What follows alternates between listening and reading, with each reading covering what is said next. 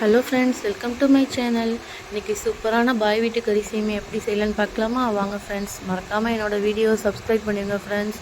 பக்கத்தில் இருக்க bell icon click பண்ணிவிடுங்க. அப்போ தான் நான் போடுற வீடியோ உங்களுக்கு வரும்.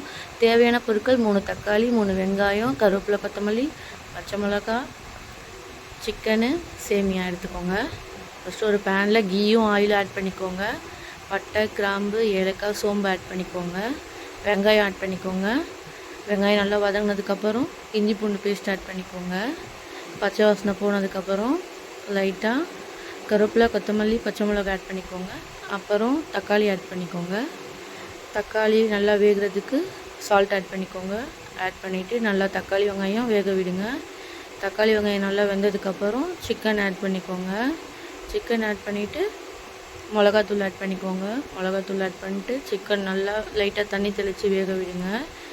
சிக்கன் நல்லா வெந்ததுக்கப்புறம் தண்ணி ஊற்றிக்கோங்க. உங்களுக்கு சேமியாவுக்கு தகுந்த மாதிரி தண்ணி ஊற்றிக்கோங்க. தண்ணி ஊற்றிட்டு நல்லா ஒரு கொதி வந்ததுக்கப்புறம் சேமியா ஆட் பண்ணிக்கோங்க. சேமியா ஆட் பண்ணிவிட்டு லோ ஃப்ளேமில் வச்சுக்கோங்க. நல்லா சேமியா வெந்ததுக்கப்புறம் பாருங்கள், சுவையான பாய் வீட்டு கறி சேமியா ரெடி. இந்த மெத்தடில் செஞ்சு பாருங்கள், ரொம்ப டேஸ்ட்டாக இருக்கும்.